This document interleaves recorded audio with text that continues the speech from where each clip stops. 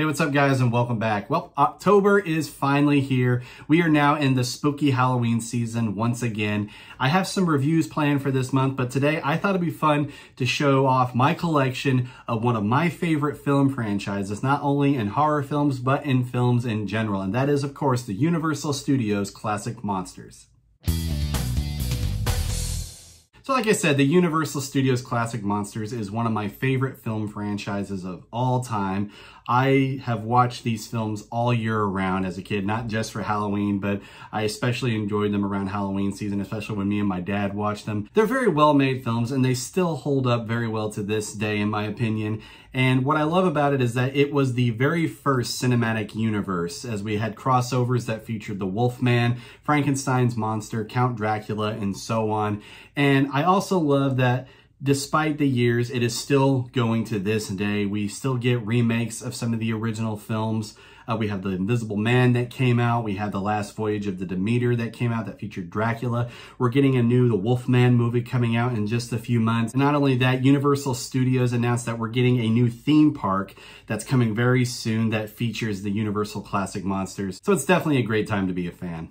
But over the years, I have collected quite a bit from the franchises. I have films, I have figures, I have books, and so on. So with that said, let's go ahead and get started with my collection. I'm going to start off with some of the shirts that I've collected. The first one I have features the Frankenstein monster.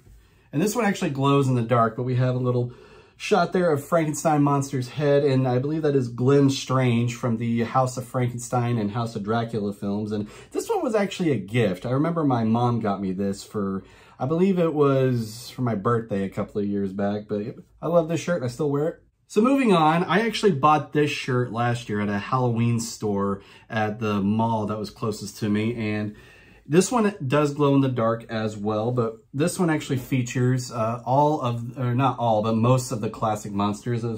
We got Dracula up there at the top, we got the Wolfman right here, we got the creature from the Black Lagoon, we have the Bride of Frankenstein down there in the bottom right, we got the Frankenstein monster in the middle, and in the top right there we have the Mummy.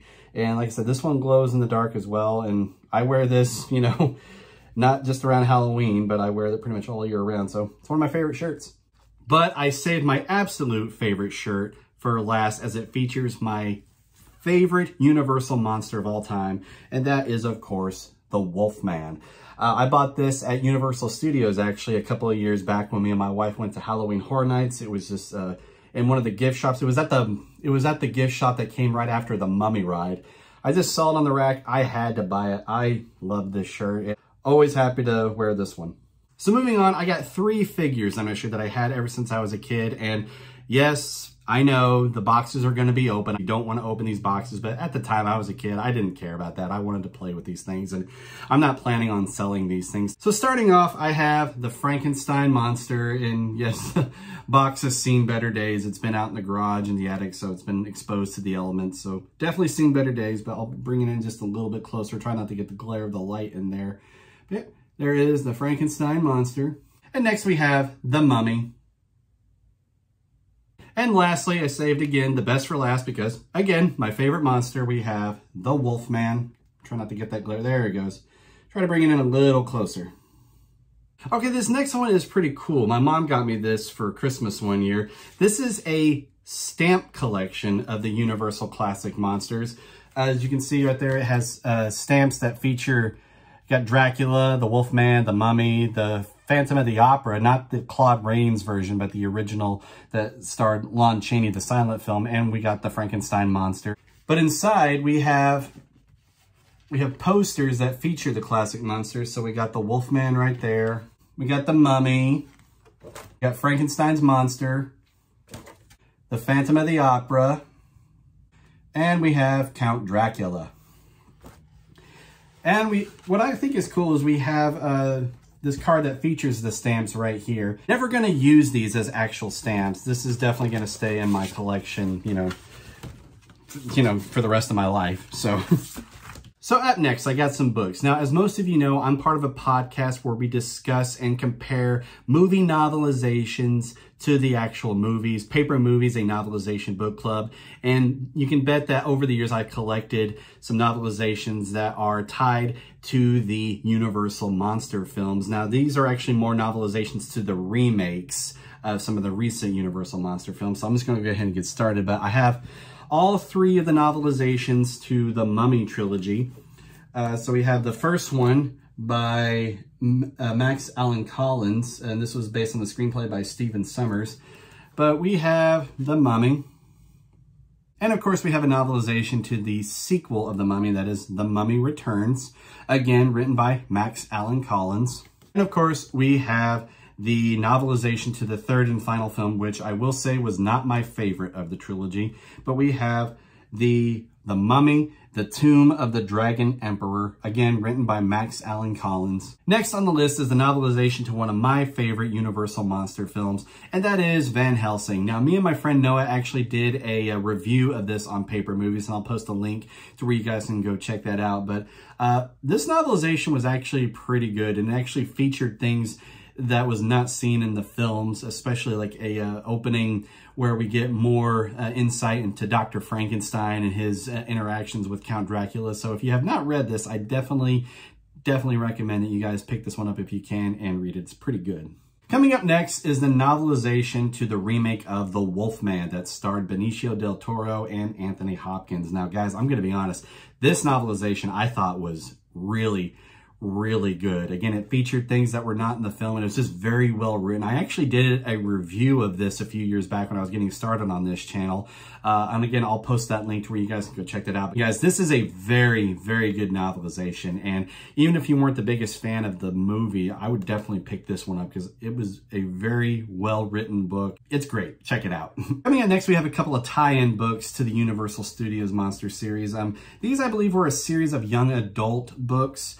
And I only have two in this particular series, but starting off by Larry Mike Garman, we have Dracula, Return of Evil. And next we have, also by Larry Mike Garman, we have The Wolfman, Blood Moon Rising. Like I said, I think there's more in this series. I just haven't found them yet, but hey, that might be next on my collection list.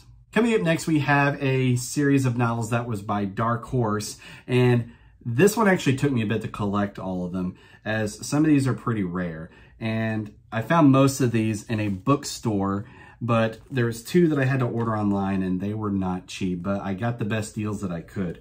But first we have by Paul Whitcover, we have Dracula Asylum. Next, written by Paul D. Filippo, we have The Creature from the Black Lagoon times Black Lagoon. Coming up next, we have a new novel by Stefan Petrucca. We have Frankenstein, The Shadow of Frankenstein. Coming up next, a novel by Michael Payne. We have The Mummy, Dark Resurrection.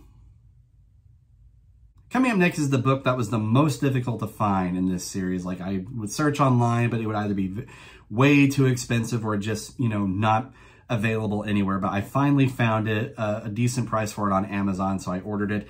We have a new novel by best-selling author Elizabeth Hand. We have The Bride of Frankenstein, Pandora's Bride. And the last book that I have for this series is by Michael Jan Friedman. This is The Wolfman, Hunter's Moon. Now, the last book that I'm going to feature is the one that I'm most excited about because I'm hoping to read it for this October.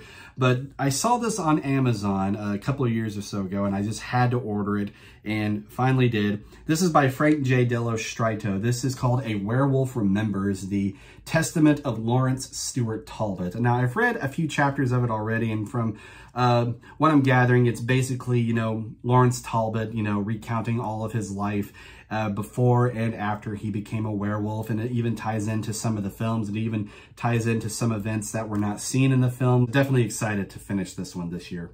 Now, of course, let's move on to the films. Now, I've collected most of the films individually, but I'm hoping to actually kind of trade them in at some point and maybe get either store credit or get some cash to where I can purchase one of the big Universal Studios Monsters Collector's Editions that you would see at, like, you know, the store that they would sell around Halloween. So that's the goal for this year, and hopefully that'll work out. Unfortunately, I have not collected the Spielberg versions that have come out recently. But, you know, hopefully down the line. But let's go ahead and get started. We have The Mummy, The Invisible Man, Creature from the Black Lagoon, Phantom of the Opera. This is the one that was featured in color that starred Claude Rains as Eric Claudin, the Phantom of the Opera. We have the Complete Legacy collection of Dracula. And in this one, it features a handful of Dracula films. We have, of course, the original with Bela Lugosi. We have Dracula's Daughter, Son of Dracula, House of Frankenstein, House of Dracula, and Abbott and Costello Meet Frankenstein. Next, we have one of the remakes to the original Dracula film that starred Frank Langella as Dracula and Lawrence Oliver as Van Helsing. We have Dracula from the 1970s. Next, I actually bought this at the store just the other day, actually. This is one of those collections where they had these slip covers that glow in the dark. We have the Mummy trilogy. We have the short animated film of Van Helsing, The London Assignment, which is set right before the events of the actual film Van Helsing. Next, again, we have the director's cut of The Wolfman, and we have Dracula Untold. Now, again, I enjoyed this one. I know it wasn't the greatest, but I still enjoy it. But I'm hoping to collect more of the series. I'm hoping to collect Abigail and The Last Voyage of the Demeter and maybe The Invisible Man at some point. Just haven't gotten a chance to collect those, but those are next on my list. Okay, guys, it's time for the finale. This is my most prized possession when it comes to my Universal Studios Monsters collection. This came out around the release of Van Helsing. We have the Monster Legacy DVD gift set of the Universal Monsters, and we have the same three that were featured in Van Helsing. We have the Wolfman, we have Dracula, and we have Frankenstein monster. As you can see, it comes with three individual statues, and we also have on the side, we have the DVDs themselves of select films from Dracula. On the back, we have the Wolfman, and we have Frankenstein. I know this one has Frankenstein, Ghost of Frankenstein, Son of Frankenstein, Bride of Frankenstein. We have the Wolfman. We have Werewolf of London. We have Frankenstein Meets the Wolfman.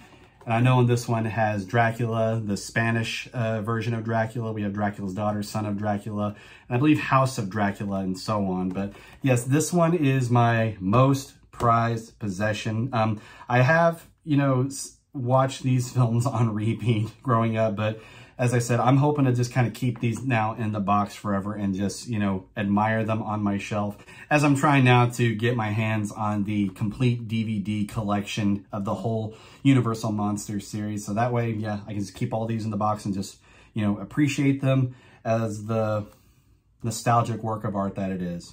But guys, thanks so much for checking out this collection video. I hope that you enjoyed it. And if you have your own collection of the Universal Studios Monsters, then be sure to post what you got down in the comments below. I'd be very interested to check that out.